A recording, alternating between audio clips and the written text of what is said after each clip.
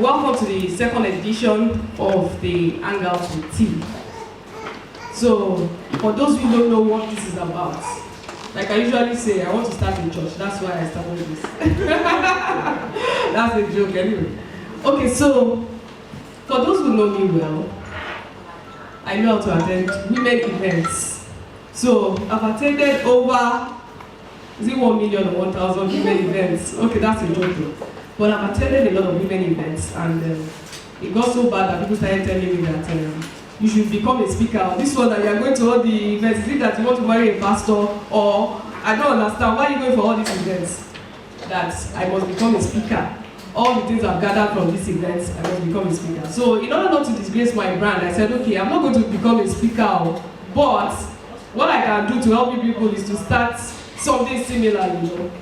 And one thing I noticed from all these events I've been going for is that they keep talking about the same old thing, how to become an entrepreneur, or they talk about marriage, they talk about relationship. Don't get me wrong, of course, I want to get married too, but you know, I realized that they keep talking about the same thing, and there's some areas that, you know, there's some areas that they don't touch.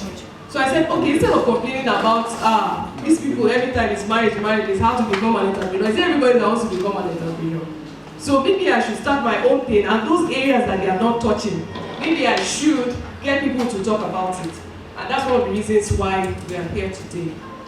So, HangOutwithtee is a gathering of women who are going to be meeting once in 2 months, and I'm going to be listening to experts speak on different, you know, topics, different areas, you know, and you'll be free to talk about anything and everything.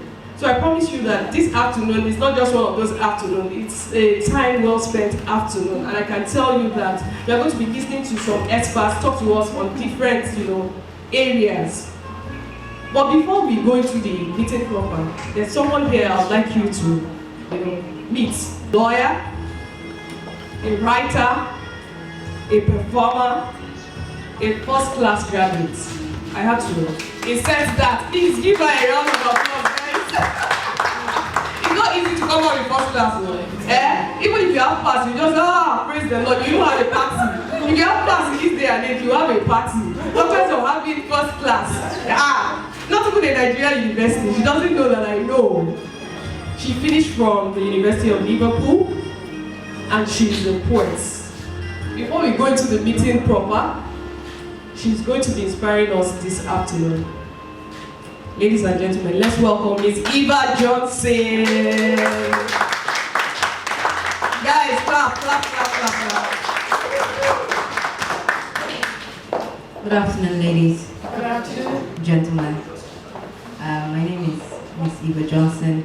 I'm sorry if I sound a little bit subdued, I'm not feeling too well, but that aside, I'll be performing poetry today.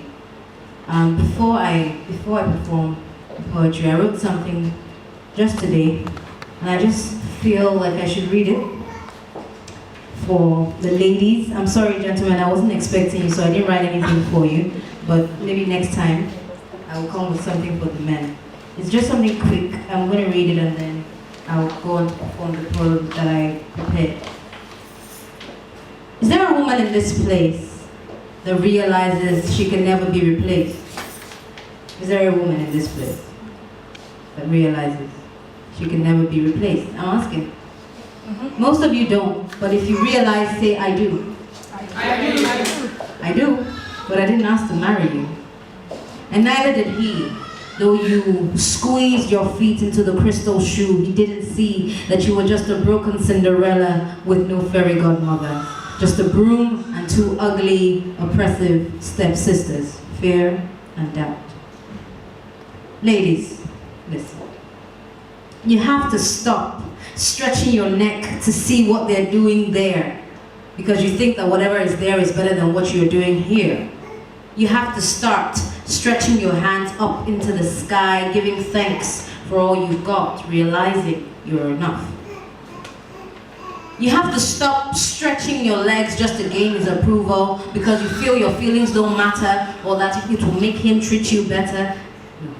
You have to start stretching your muscles at home or in the gym, eating right, getting trim, be the captain of your own one-woman team.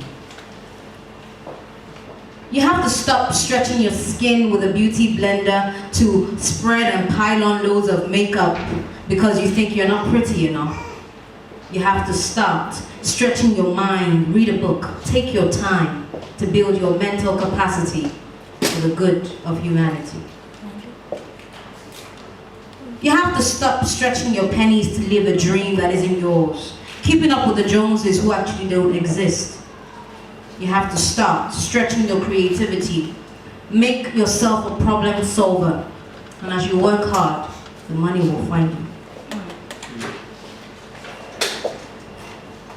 You have to stop stretching yourself in directions that constrain you. You have to start stretching yourself in line with God's purpose and plan for you. You are you. You are good. You are free to explore your truth. You're a woman. You're a gift. You are free to express it. Thank you.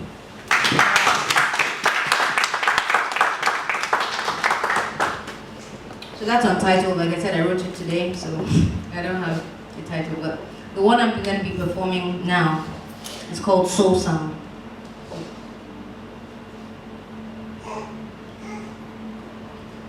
Poem about my experience with the lover of my soul. I hope you enjoy it, but much more, I hope you find your own soul sound.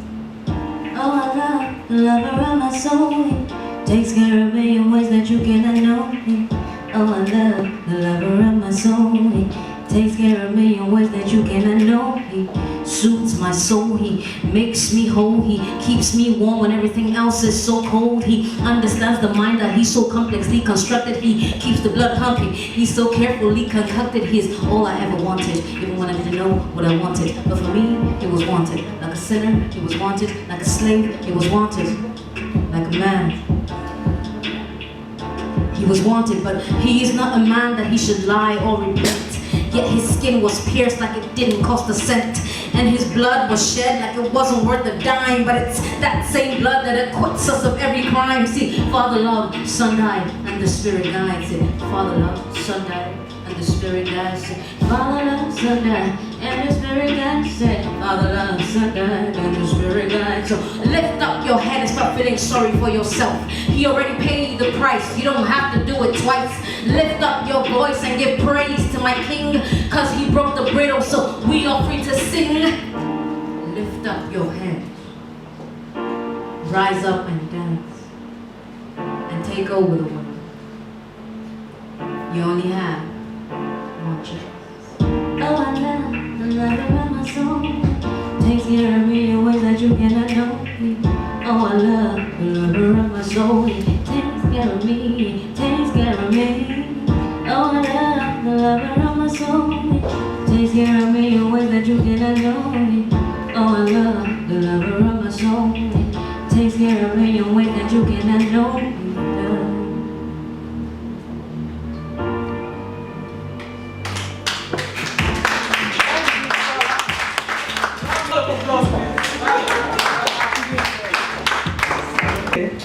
You know, anywhere you go to in this Lagos, everybody's looking for a job.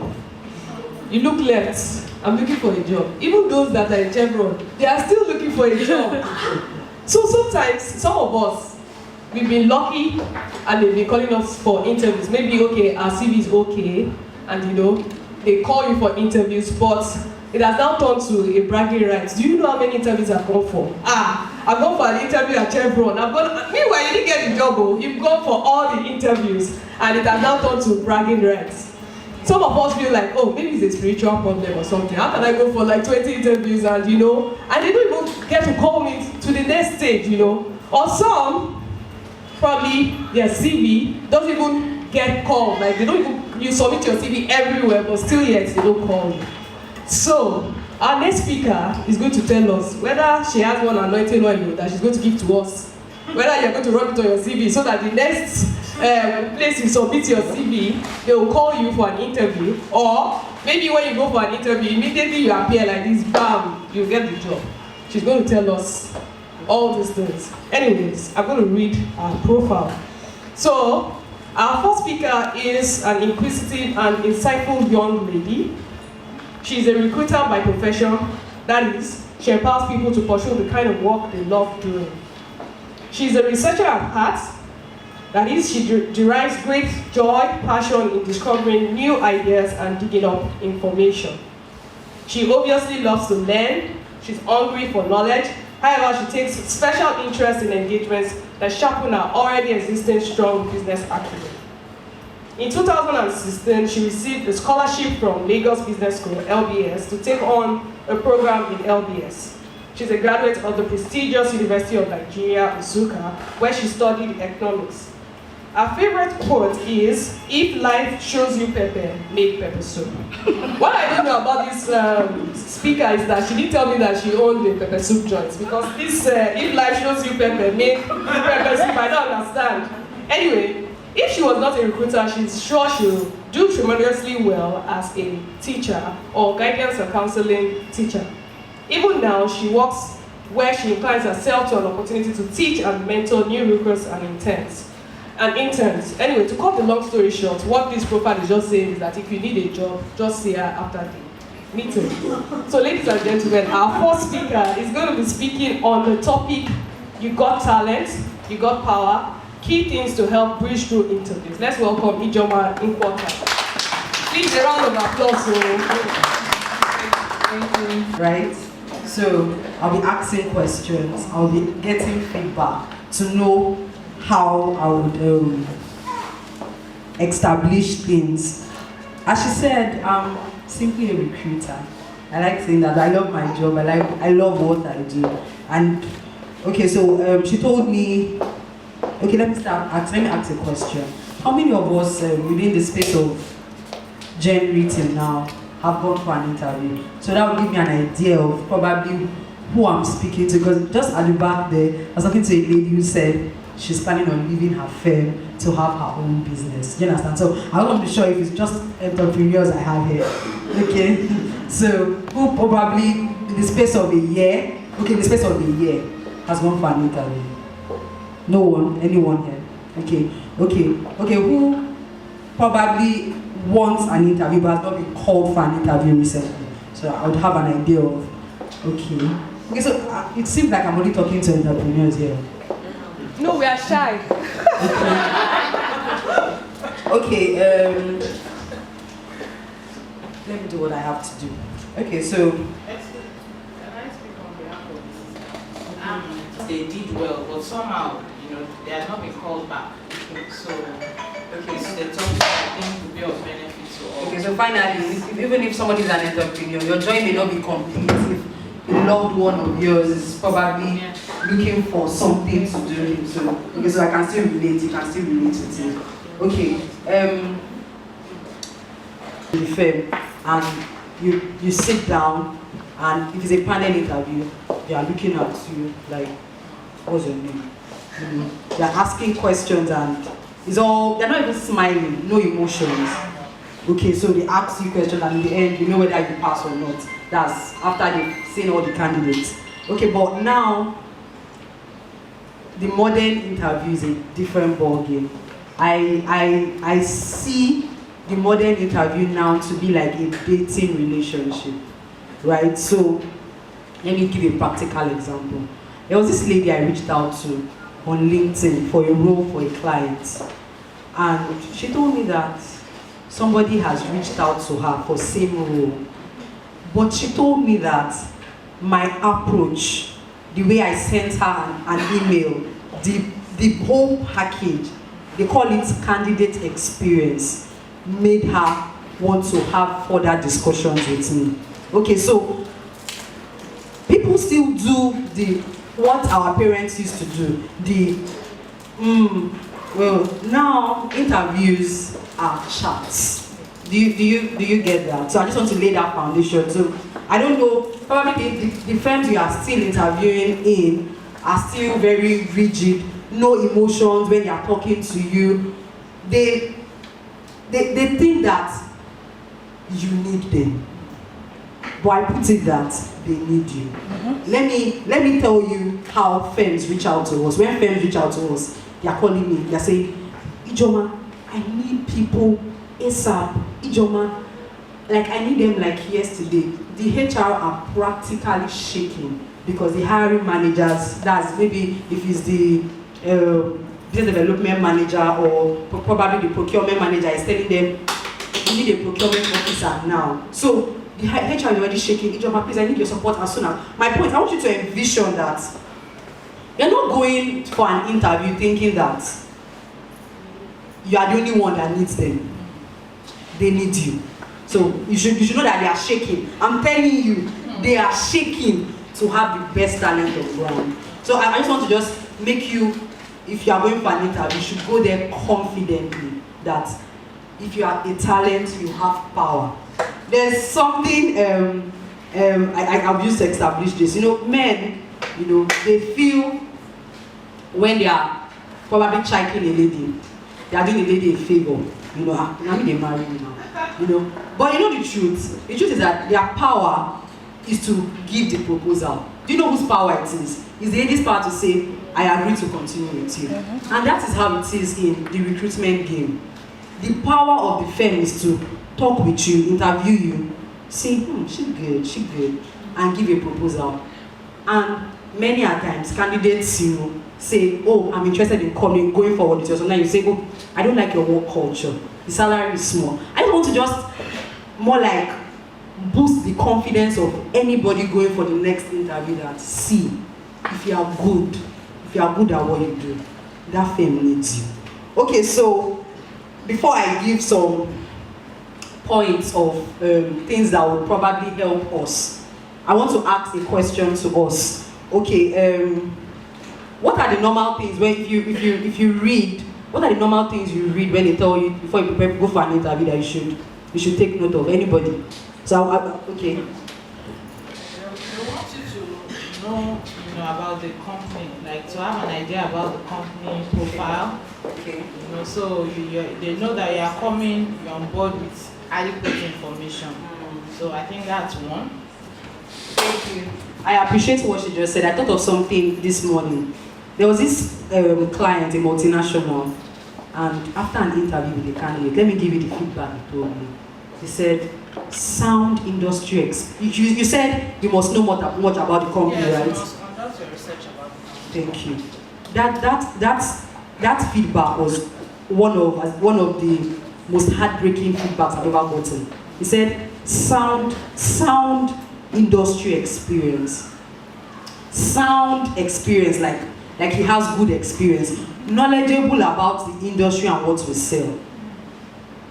But they said he's not the right, how do they put it, he's not the right culture fit for us. Do you know what I just did? Immediately I saw that feedback, I just went to their website. When you hear culture is so much about the firm. It cannot be replicated. Culture is who we are, who we really are. I just went to the website to check out their vision and their mission. Do you understand? Then I found out that one of their vision, one of their value systems, is that it's called fairness, meaning that they don't give bribe for any reason. It's a very big thing. After I saw that, I just said probably he said something about bribe. Then I now called the HR lady, and she told me yes, that he's a sales guy. You know sales, they call it a name. There was a name they call it. That was the first time I heard. It's a professional name. Yeah. So they give. So he said, the HR lady said he knew everything. He was the right candidate for us. Yeah. He was the right candidate for us. But in our culture, we believe that our brand name can sell us. We don't need to give any bribe. But my point is, if that candidate had done his research, he would have known that they had 3 value systems, and fairness was one of them. That he would have known. Do you get my point? Any other thing somebody has to say? Anything about? So one key thing, the firm you are going to interview, you must really know them. You must know them. Know them not just technically what they sell, but who they really are. What are they passionate about? So a firm is passionate, they'll be selling rice, but their CEO is probably a woman who is passionate about women empowerment. So when you are there speaking their language, women empowerment, they are liking you. Okay, so Anybody else? Does anybody have anything again before I start saying any? Thank you. Role that that is being advertised and what the expectations of that role are, so that you can know your fit and all. Thank you. I appreciate you so much. Recruiter that is not even looking for the job. He's just looking for candidates that fit. Read before I even start looking for people. I'm trying to take it in. Take it in. I'm trying to put myself as the CEO of the firm. You know what the job description does? The job description shows you the business pain of that firm.